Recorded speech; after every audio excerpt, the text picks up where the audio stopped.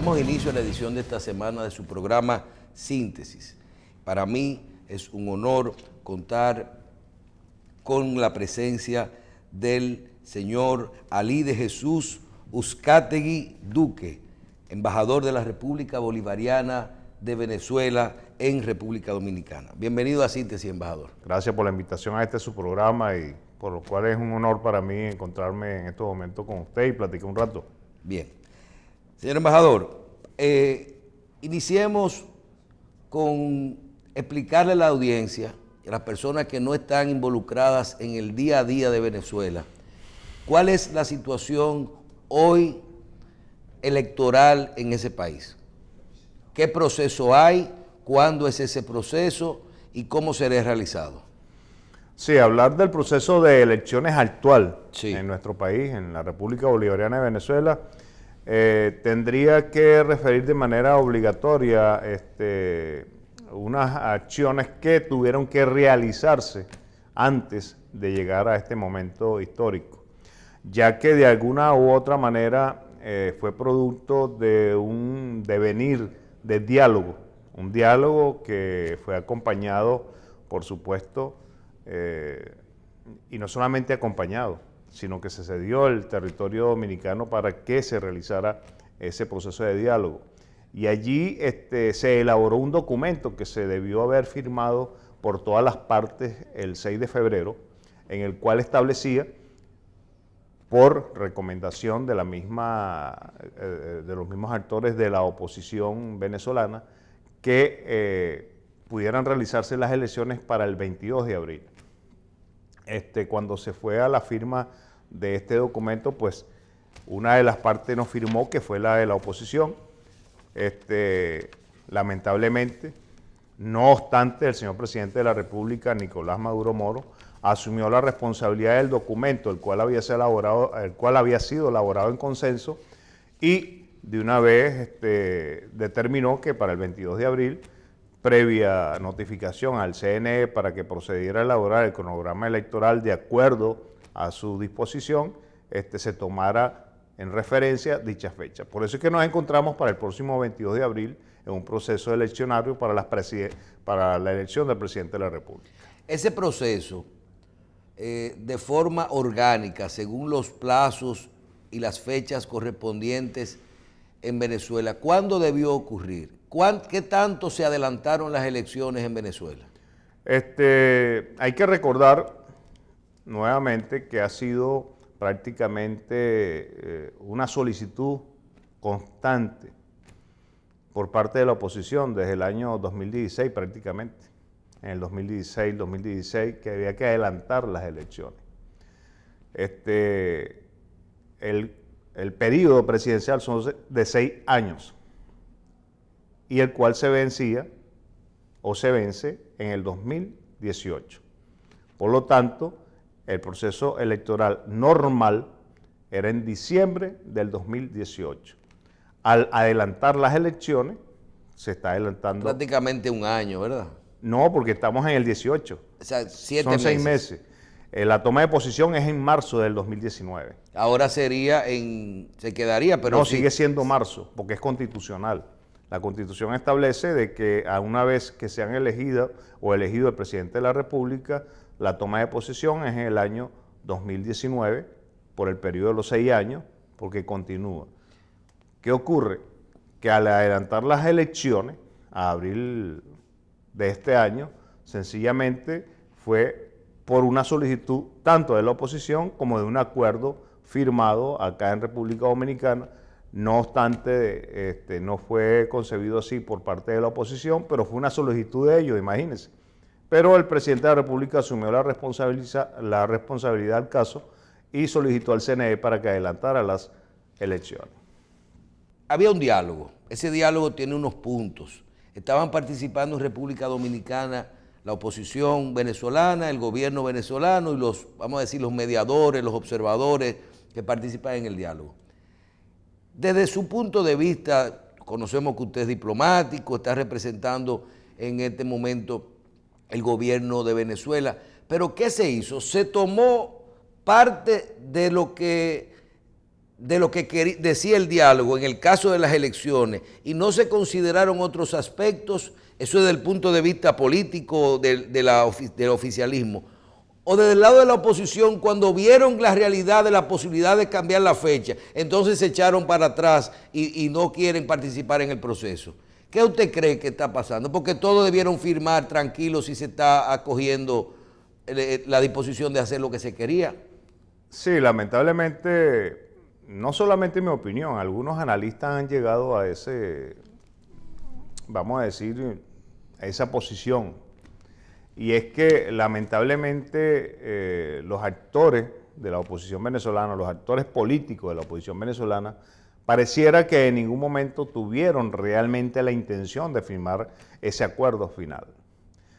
Se le dio mucha vuelta, se le dio la contextualización del documento, que se había que llevarlo ante los partidos políticos de la oposición, ante ciertos líderes políticos de la oposición, y en ese tiempo fue pasando las diferentes negociaciones. Hay que recordar que dentro de ellos se exigían unos puntos los cuales se han cumplido cabalmente, y en ese contexto podemos hablar, por ejemplo, ellos dentro de los puntos pedían del acercamiento al proceso de acompañamiento y observación de organizaciones internacionales, de países, de ser invitados a grupos de otra constitución multilateral o que representaran organizaciones multilaterales para que observaran o participaran o acompañaran en el proceso electoral, y eso ya se hizo. Y así hicieron unas invitaciones. Y en los puntos que yo escuché que ellos hablaban de garantías electorales, como de que el Tribunal Supremo Electoral de Venezuela, que no les representa garantías electorales a la oposición para participar en el proceso. ¿A qué se refieren ellos? Porque ese es uno de los puntos que ellos dicen, por eso no voy a las elecciones.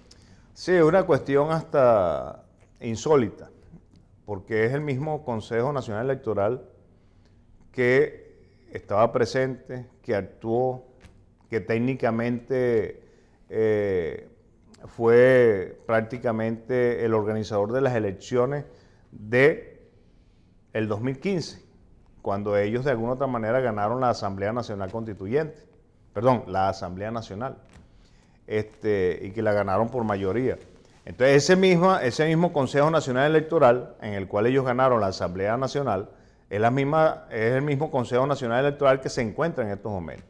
Sumado a ello, está catalogado el Consejo Nacional Electoral a partir de una serie de evaluaciones que han hecho unos organismos internacionales que han catalogado el sistema electoral venezolano como único en América Latina y el Caribe y uno de los más categorizados desde el punto de vista tecnológico y el cual permite de que los resultados sean en tiempo real y sin ningún tipo de inconveniente. Nosotros no conocemos las interioridades, el día a día de la estructura en Venezuela a nivel electoral, pero ¿por qué algunos venezolanos, sobre todo esos que están en el exterior, se refieren a que realmente el proceso electoral el gobierno lo hace más complejo de lo que es en este momento? ¿A qué se pueden estar refiriendo ellos? ¿Le han cambiado algunas reglas del juego? No, todo lo contrario. No sé qué tan complejo lo pueden decir cuando uno se presenta a la mesa electoral y en prácticamente 2 minutos uno ejerce el voto. ¿No será que la oposición entiende que participando en las elecciones y la misma comunidad internacional, la parte que no está de acuerdo con que se participe, con participar en las elecciones, la oposición, entiende que participando en ella hace legítimo todos los procesos anteriores? Es que dentro del proceso electoral la legitimación va en el votante. El votante es el que va a legitimar no solamente a través de su acción voluntaria al voto, sino va a legitimar un candidato presidencial. Indiferentemente de que exista una abstención o no, ya existe la legitimidad por sí. Entonces, al haber una inscripción electoral, para un proceso electoral de candidato a la presidencia, a los consejos municipales, a los consejos estadales, de por sí se está diciendo que ese sistema electoral funciona. Y más cuando estamos hablando de las elecciones del 2015 para la Asamblea Nacional, la cual repito, la oposición ganó con mayoría prácticamente, no digo absoluta por no inferir ese nombre, pero sí con una gran mayoría, la cual le permitía hacer un trabajo político muy interesante, la cual pues se equivocaron por estar asumiendo a lo mejor algunas orientaciones no adecuadas al proceso democrático venezolano, y lo que hicieron fue prácticamente más adelante declararse ante la Constitución en desacato. Pero es un proceso que, bueno, que históricamente y políticamente tiene sus vertientes, tiene sus aristas, y entre ellos ha sido, es que nunca se ha, lamentablemente, trabajado en función del bienestar del pueblo venezolano. Los otros candidatos que sí van a participar porque vemos que se han inscrito algunos candidatos, inclusive que uno no conocía. Yo personalmente hay dos de ellos que no conocía. ¿Quiénes se han inscrito hasta el momento y quiénes son los que realmente han dicho no vamos a participar del proceso? Hablando ya de los hombres, no de oposición y eso, sino de los candidatos que uno ha escuchado tradicionalmente. Sí, hay lamentablemente hay un grupo de líderes políticos los cuales dieron su intención de inscribirse. Por ejemplo, uno de ellos que me llega a la mente es el señor Ramos Alup, que todos conocemos de su tendencia política, del partido. Ese no se está inscribiendo. No, todo lo contrario, dijo que no se iba a inscribir, que no iba a participar. Y más aún ha proferido una serie de ideas en las cuales indica que todo aquel que se inscriba es porque es un traidor a la patria. Entonces imagínense lo que tiene en el pensamiento y en el sí, en cuanto dice que inscribirse en unas elecciones es porque es un traidor de la patria. Entonces resulta ser que no sé qué constitución está él leyendo, porque nuestra Constitución de la República Bolivariana de Venezuela establece los parámetros claros establecidos para los procesos electorales, tanto presidencial, tanto legislativo, en el orden estadal o regional. Y estos candidatos que vemos, por ejemplo, Reinaldo Quijada, Francisco Visconti, vi uno también que creo que es evangélico de la iglesia, que propugna ideales cristianos hacia el gobierno. ¿Esos candidatos realmente van a participar, ya están inscritos y están totalmente validados para participar del proceso? En ese proceso lo está llevando el CNE, el Consejo Nacional Electoral. Por supuesto, ellos para poderse inscribir tienen que estar respaldados por una serie de partidos políticos, los cuales de alguna u otra manera tienen que también presentar una serie de elementos para su inscripción, los cuales, si son acertados, pues son debidamente inscritos. Hay que recordar que, por ejemplo, hay un partido que me llega ahorita a mente, que es Primero Justicia, que no ha sido validado porque no recogió la firma suficiente como para poderse inscribir como partido político. Por lo tanto, Primero Justicia no podrá presentar un candidato como tal porque no tiene la representación política Primero Justicia.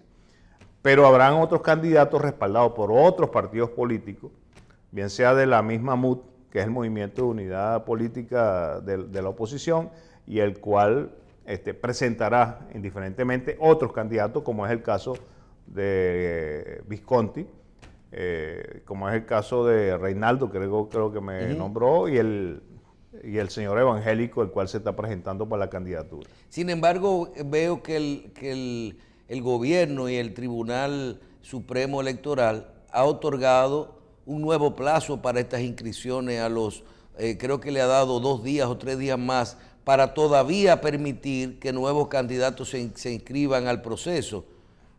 Sí, ha corrido por las redes, ¿no? Ahí es verdad que no puedo inferir de manera acertada al respecto, pero he inferido por las redes que fue una solicitud de algunos partidos de oposición que dieran un plazo de 48 horas.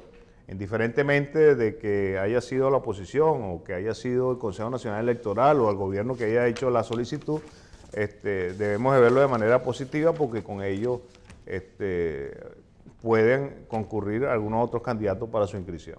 Bien, con su permiso, señor embajador, vamos a una pausa. Conversamos en síntesis con el embajador de la República Bolivariana de Venezuela en República Dominicana.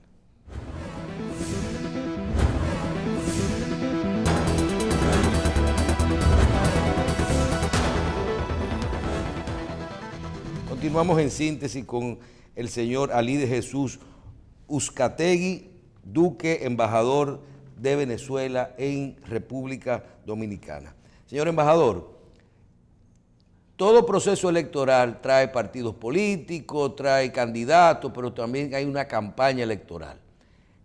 En Venezuela en este momento hay totalmente un proceso, hay un ambiente electoral en las calles, se está realizando, hay banderas, hay letreros en las calles, hay proselitismo político. ¿Cómo está? ¿Hay oportunidad para que todos los candidatos que se inscriben puedan participar y hacer su campaña? En Venezuela, en estos momentos, en los últimos 2 décadas, se ha caracterizado por estar en campaña política constantemente, ¿no? Pareciera algo que no se puede explicar, pero en el contexto venezolano podemos decir que en estos 20 años se han realizado en Venezuela más de 24 procesos electorales, lo cual pudiéramos decir que estamos al frente de casi una elección o un proceso electoral cada año y medio, ¿no? En ese contexto podemos ver que el pueblo venezolano está politizado, y cuando digo politizado es que está prácticamente consustanciado con las políticas o la política de un Estado o de un gobierno o de un país. En este contexto, pues, el pueblo venezolano responde en la medida y en la capacidad de sus intereses de acuerdo al proceso electoral. Ahorita estamos hablando de las presidenciales y, por supuesto, todo el pueblo venezolano está abocado en la calle, al menos por lo que representa el pueblo que acompaña al proceso revolucionario, a la candidatura del señor presidente de la República, Nicolás Maduro Moro, y, por supuesto, en ello haciendo su campaña respectiva.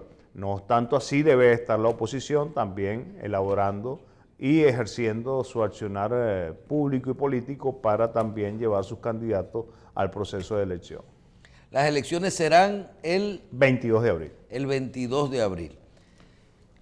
La comunidad internacional, usted tiene la prensa, los que participaban en los diálogos, tratando de mediar, la oposición que está afuera, la gente que se ha salido de Venezuela, que no le convenía o que no se sentía bien con el gobierno, la posición de Estados Unidos, las reuniones de la Organización de Estados Americanos y todo esto.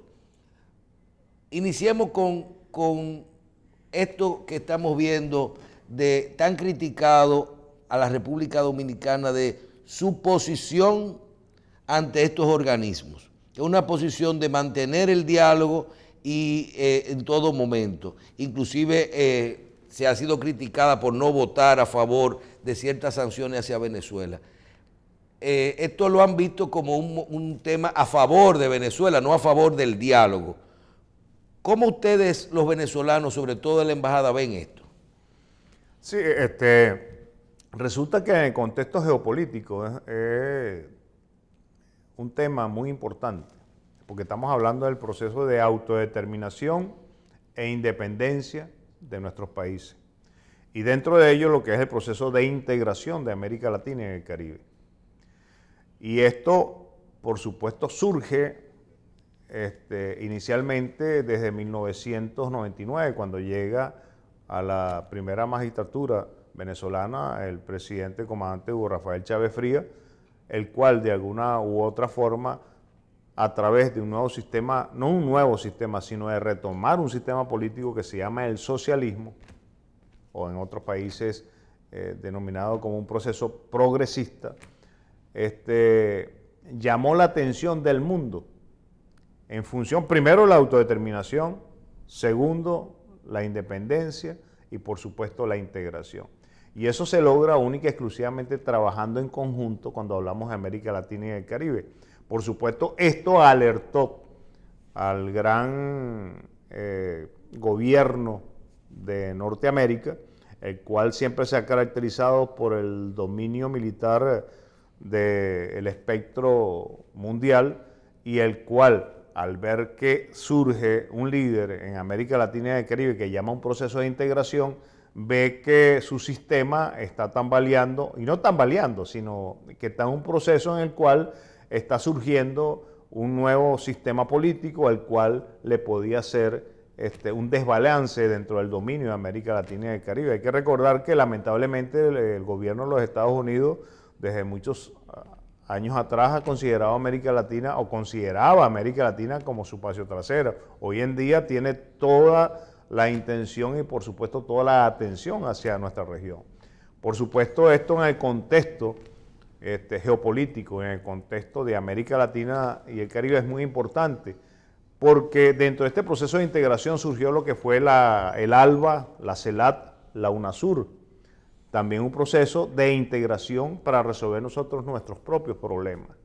No ha sido así hace un tiempo para acá, en medida de que han ido retomando algunas fuerzas de derecha o de ultraderecha, nuevamente el liderazgo político en algunos países, y se han dado a la tarea junto con los Estados Unidos de Norteamérica y algunos países foráneos de tratar de eliminar el concepto progresista y por supuesto ir nuevamente al concepto capital o capitalista del dominio de los países desde el punto de vista económico y por supuesto político.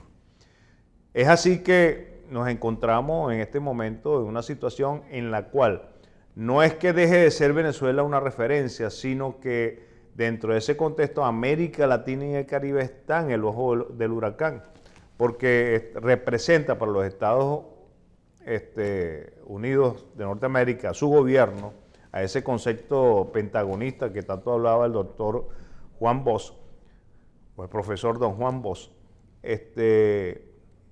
que de alguna manera, cuando digo que está en el ojo del huracán, de alguna manera quieren impedir el desarrollo de nuestra región. Y cuando digo quieren impedir, no crean que es única y exclusivamente con la inversión norteamericana o con la inversión de las grandes corporaciones que se va a desarrollar nuestra economía, sino que nosotros tenemos que hacer un esfuerzo desde adentro para que en un proceso endógeno poder desarrollar y por supuesto ser nosotros mismos y con ello llevar a un desarrollo humano aceptable y lo más prudente posible de nuestra sociedad, de nuestra población y de nuestros ciudadanos, por supuesto.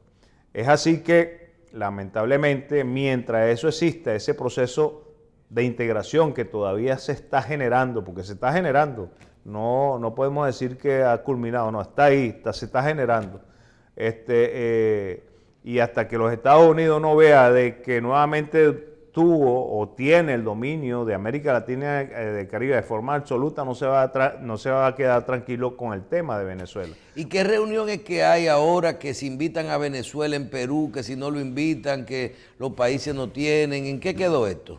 Sí, lamentablemente hay equivocaciones que cometen algunos líderes políticos de algunos países, como es el caso del presidente del Perú, el cual de una manera sosecada, individualista y hasta antipolítica, establece de que no es bienvenido el señor presidente de la República, Nicolás Maduro Moro, a la reunión de los Estados americanos ahora para el mes de marzo. Pero resulta ser que esto es sencillamente el Perú lo que sirve es como un Estado que invita y que en él concurren todos los estados de América para ir a la reunión de estados americanos. Entonces resulta ser que él no puede ni inferir ni impedir la entrada del presidente Nicolás Maduro al Perú. Más aún, el artículo 130 de los estatutos del reglamento de la OEA establece de que el estado receptor en el cual se esté realizando la convención o la reunión de los estados americanos sencillamente suplirá como, vamos a decir, de atención a la organización y no tiene ningún poder de decisión contra un estado para que participe o no. Pero inclusive ellos han pedido, creo que solicitaron una canciller que pidió hasta orden de detención de Maduro cuando llegara hay una, la ex fiscal de la República Venezolana, la cual lamentablemente se creyó en ella por mucho tiempo. Por cierto, se le descubrió prácticamente un cártel delictivo dentro de este organismo público como es la Fiscalía General. Está prófuga, sin necesidad sin presentar realmente comprueba las acusaciones que está haciendo contra el presidente de la República, y ha manifestado y está solicitando una alerta roja. Imagínense una persona que es prófuga de un estado, se encuentra en otro país pidiendo alerta roja sin ningún estatus político internacional.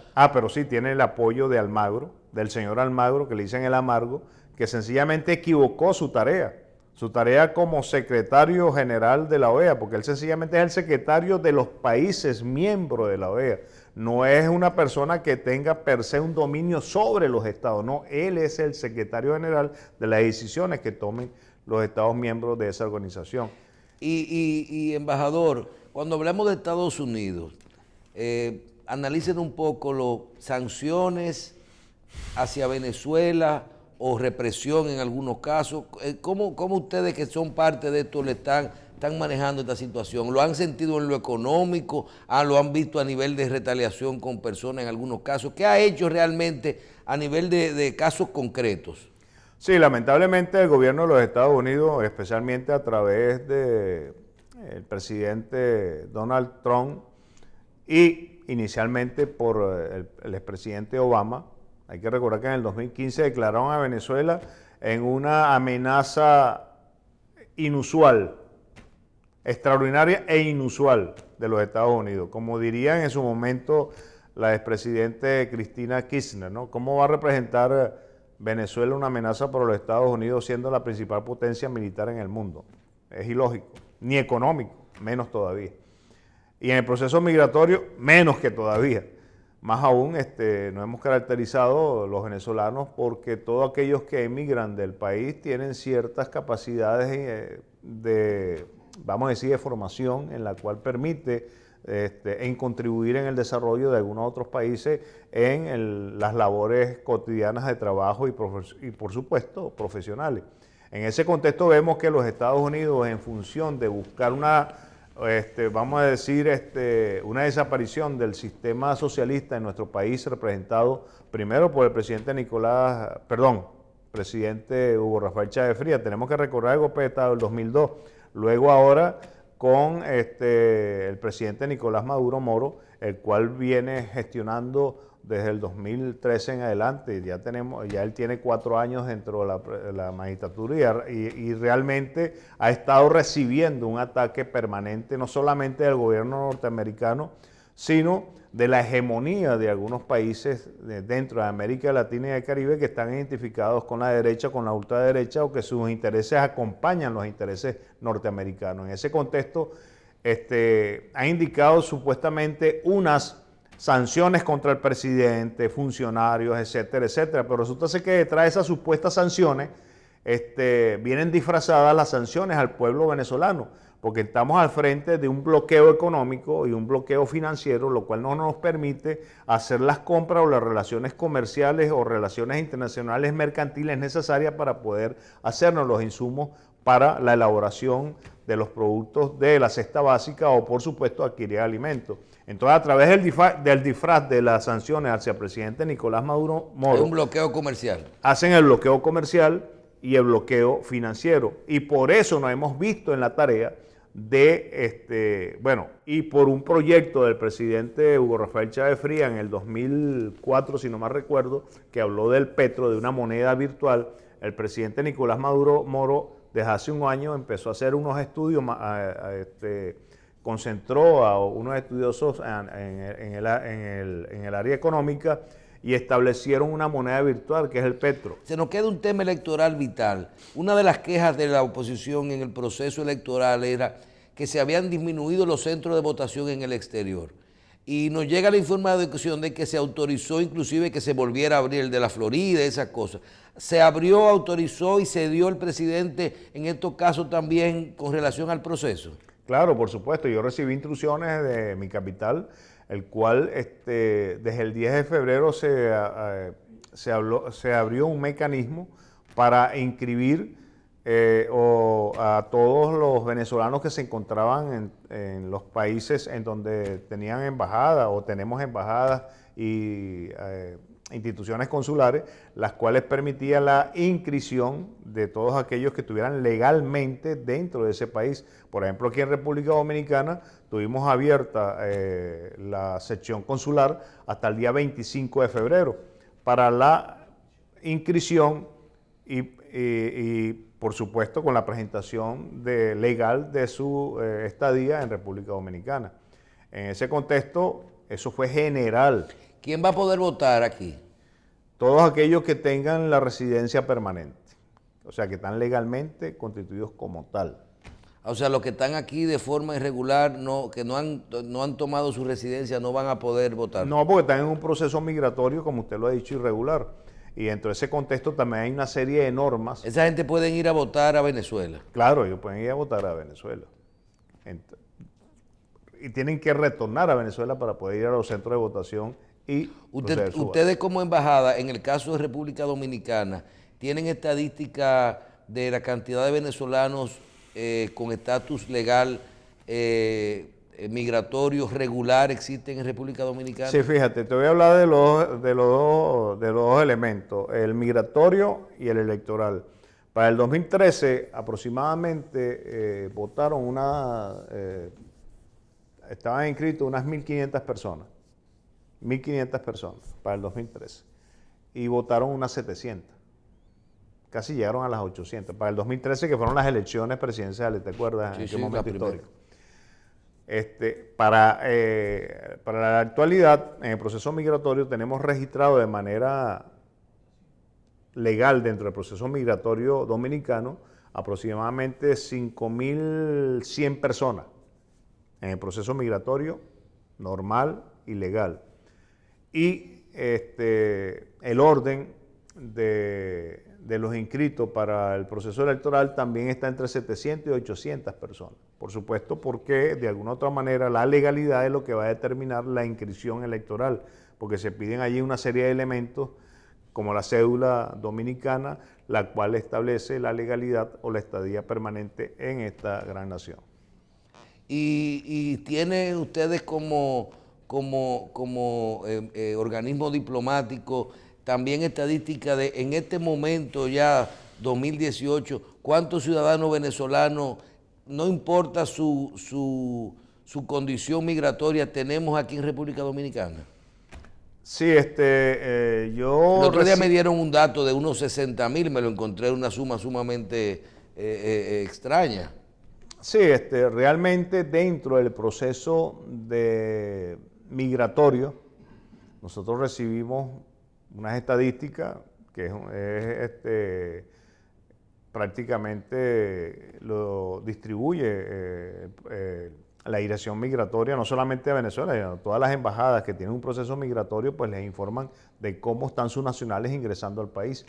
Y dentro de esas estadísticas que recibimos de manera oficial, en un acercamiento que hicimos desde el 2006 al 2016, sin incluir el 2017, bueno, podemos incluirlo porque ya recibí unas estadísticas y nos daba aproximadamente entre 25.000 y 30.000 venezolanos que estaban en un proceso de vaivén.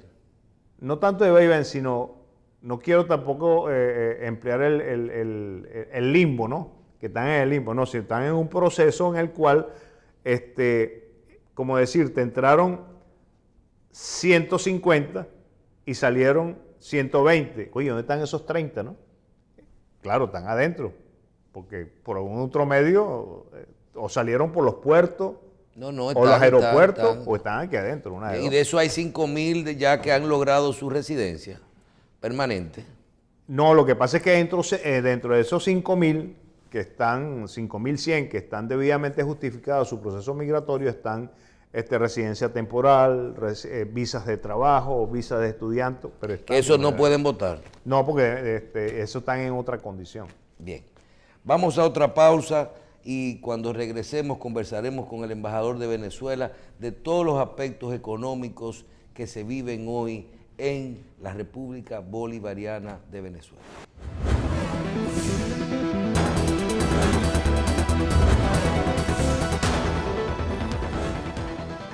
Bien. Señor embajador, la República de Venezuela y quiero irme un poquito al origen de lo que yo llamo el problema. Uno vivió todo el proceso de lo que eran los líderes antes de Hugo Chávez, la economía, los dominicanos, por ejemplo, yéndonos a trabajar a Venezuela, el petróleo en su auge. Y recuerdo, como les decía en la pausa, cuando conocí a Hugo Chávez, la primera vez en la cambio de posesión, la toma de posesión de su primer gobierno. Luego volví en un segundo periodo y uno fue viendo países como que un galón de combustible te costaba menos que una goma de mascar, que un chicle, y que una familia podía gastar en electricidad y combustible en un mes lo que aquí nos cuesta tal vez un refresco. Oiga bien, esos eran los equivalentes de la época. Y nosotros le decíamos con nuestros problemas eléctricos y de petróleo, qué bien están ustedes, qué bien está este país. Comenzó el cambio de la política hacia la política social, la política progresista, Hugo Chávez, pasa todo lo que ha ido evolucionando entre el gobierno del presidente Maduro y uno va viendo cambios en la economía. Cambios originados, usted nos explicaba, inició en el segmento anterior, por estas presiones y estos bloqueos y sanciones que tienen otros países. Háblenos un poquito de la situación actual que vive Venezuela y vamos a hablar ahí mismo de esa moneda que ha creado Venezuela en este momento para poder respaldarse en otra cosa y poder hacer operaciones en otra cosa que no sea el dólar. Sí, fíjate, hay un concepto capital y un concepto social, o el capitalismo o el socialismo. Y esos dos elementos o esos dos procesos necesitan una base, que es la base económica. El capital normalmente, o el capitalismo, se caracteriza por el individualismo o por pequeños grupos que trabajan dentro del capitalismo para poderse hacer la riqueza indiferentemente a través de industrias, a través de los procesos de obtención de divisas, en fin. Y en el sistema socialista es un proceso en el cual de alguna otra forma se determina una distribución equitativa de los recursos y de todos los ingresos económicos que obtiene el país para el beneficio de la población, para el beneficio de la educación y por supuesto todos aquellos servicios que son necesarios para el establecimiento del desarrollo humano de los ciudadanos. En este contexto, para 1998, en Venezuela, para 1998 nosotros teníamos prácticamente una población casi en el 70% de la pobreza. Esto llevó a un nuevo proceso, por supuesto.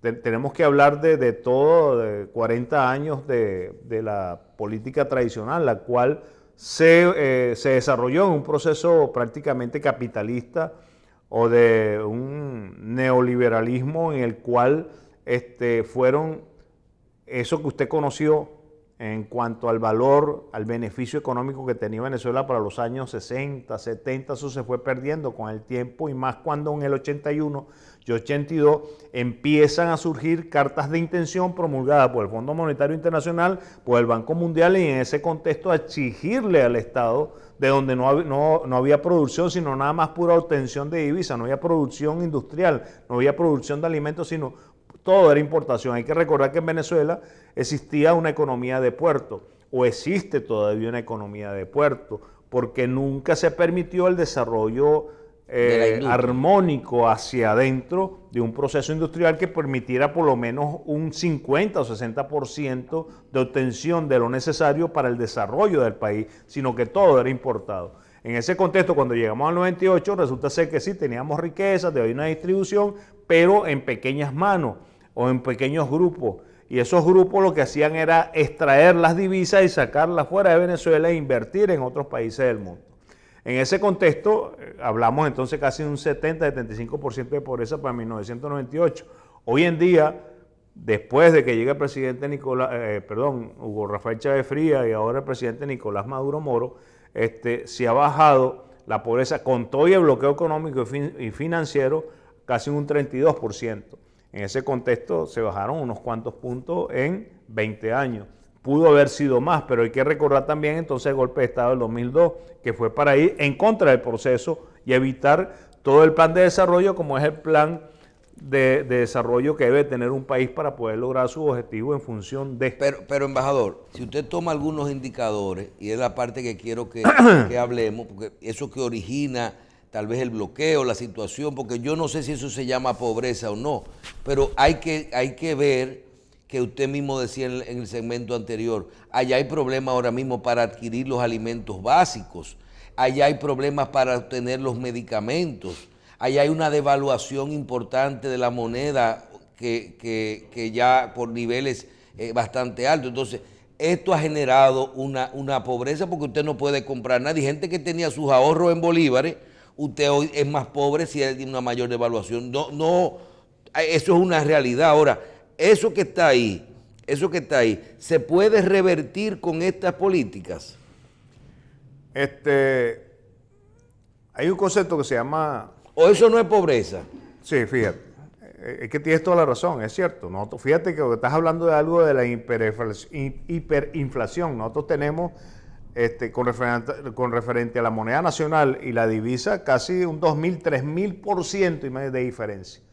Producto de un manejo en el cual, de alguna otra forma, desde afuera, de forma foránea, a través de una fulana página que se llama Dollar Today, dándole un valor a las divisas determinada por encima de lo que establecía o de lo que establece el Banco Central, y que, amén del bloqueo económico y financiero, el cual no nos permite obtener las divisas que son generadas por las instituciones y las organizaciones, pues nos llevan a una hiperinflación y, por supuesto, con el concepto de oferta y la demanda, cuando no hay oferta o cuando no hay demanda, hay una relación o una ecuación en la cual establece un bien o un mal para una sociedad, y eso es lo que estamos viviendo actualmente. Claro, es penoso lo que estamos viviendo en el sentido de cuanto a las necesidades de alimento y medicina. Por eso es que el Estado ha tenido que estar dinamizando y buscando fórmulas. Pero están funcionando estas medidas. Claro, hay mucha gente que las medidas que está tomando el Estado venezolano han funcionado. Por ejemplo, nosotros tenemos un sistema que se llama los CLAT, a los cuales ya le está llegando a casi 5 millones de venezolanos cada 15 días. Y estos CLAT son unas bolsas de comida a un costo de acuerdo a las necesidades del pueblo. Y está llegando. Y hay algo de 50 productos básicos. Exactamente, de los 50, dentro de esos 50 productos básicos hay 25 que están obligatoriamente constituidos dentro de la caja de alimentación que se le está entregando al pueblo venezolano, no gratuito, sino a un costo. Amén a esta situación, se está buscando hacia adentro, a través de un nuevo sistema económico, porque lamentablemente hay que buscar otro sistema económico a través de la introducción del petro. El petro ha sido una moneda en la cual... El petro es una nueva moneda que ha hecho una moneda que no es que va a eliminar el bolívar. ¿Pero es una nueva moneda o es una criptomoneda? Es una criptomoneda digital. El petro es una moneda digital única en el mundo y para América Latina y el Caribe. Pero yo veo un petro físico. ¿Hay petro en papeleta? No, sencillamente las transacciones son digitales. Lo que pasa es que cuando uno ve un petro físico es por las imágenes que van sacando del petro, así como hay otras criptomonedas en el mundo. ¿Qué ocurre y qué sucede? Que esta moneda digital, el respaldo es real, sustantivo, a través de las reservas de petróleo que están certificadas, a través de las reservas del oro que están certificadas debidamente, de la riqueza que tiene el Estado, y que cada petro va a tener un valor igual o que esté fluctuando de acuerdo al barril de petróleo. Entonces, o sea, que a diferencia, por ejemplo, de las otras criptomonedas que hay ahora, esta sí tiene un respaldo. Esta es la única que tiene un respaldo. Que es la reserva de petróleo de Venezuela. Sí, estamos hablando de más de 2.700 millones de barriles de petróleo. Entonces, hay que ver la magnitud. Fíjense que hasta el momento, en menos de 20 días, ya se han hecho transacciones por orden de los 3 millardos de dólares.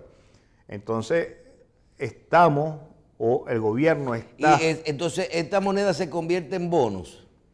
No, se convierte realmente en algunas divisas por las cuales son transferidas o compradas la petromoneda.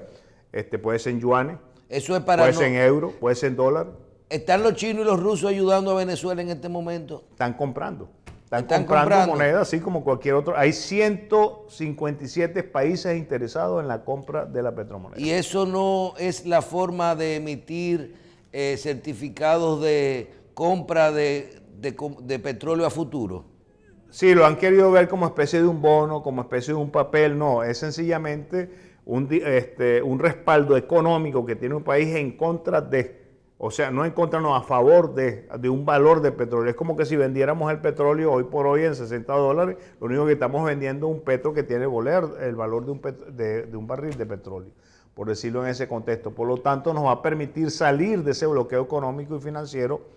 Esperamos que y sea esto así. se va a utilizar para adquirir comida y medicina. Para promover no solamente el desarrollo interno, sino poder obtener los insumos necesarios de medicina y alimentos que requiere la población.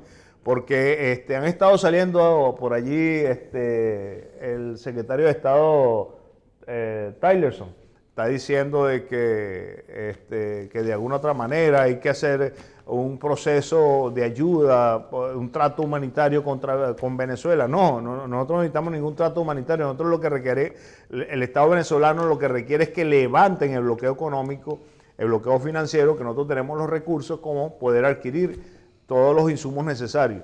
Entonces ese bloqueo, por supuesto, lo mantiene permanentemente los Estados Unidos con la finalidad de tratar de dar al traste contra el proceso revolucionario, lo cual ha significado para ellos un dolor de cabeza para impedir que sea un ejemplo para el resto de los países que tanto necesitan de un bienestar social, económico y político. Bien. Muchísimas gracias, señor embajador.